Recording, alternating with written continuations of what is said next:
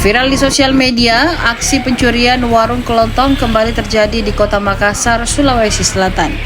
Kali ini berlangsung di Jalan Rege, Kecamatan Tallo, Kota Makassar pada Senin kemarin. Dalam rekaman video yang diunggah di akun Instagram info@kejadian Makassar, pelaku tampak membeli sesuatu. Penjaga warung ada dua, seorang anak-anak dan seorang perempuan dewasa. Satu meladeni pelaku yang membeli sesuatu itu, tampak si anak-anak asik bermain game di tablet iPad yang digunakan.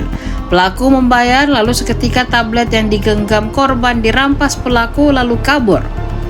Korban sempat berteriak minta tolong dan mencoba mengejar pelaku, namun upayanya tidak berhasil. Kapolsek Tallo Kompol Syamsuardi yang ditemui di kantornya membenarkan adanya kejadian tersebut.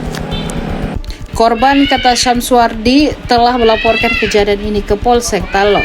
Adapun modusnya, lanjut Syamsuardi, dengan menyamar sebagai pembeli mie instan.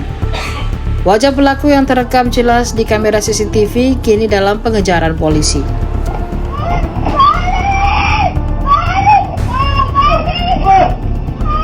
Jadi betul kejadiannya pada hari Minggu tanggal 12 Mei 2025 pukul 5.00 dari salah satu toko Adel, toko Adel di Kelurahan Jambu Jawa, Kecamatan Tallo. Jadi pelaku sempat terekam CCTV mengambil HP tab dengan kerugian sekitar kurang lebih 2 juta. Alhamdulillah dengan berkat penyelidikan yang direkam CCTV kan sudah kantongi pelakunya, dan sementara anggota sudah bergerak untuk melakukan penangkapan. Berarti sementara pengejaran? Sementara pengejaran. Kami intensifkan untuk selalu melaksanakan patroli, utamanya jam-jam rawan seperti subuh hari, kejadian tersebut di atas. Jadi modusnya itu pelaku itu pura-pura beli Indomie. Begitu lengah langsung ditarik HP yang ada di tangan korban, ditarik langsung kembalikan diri.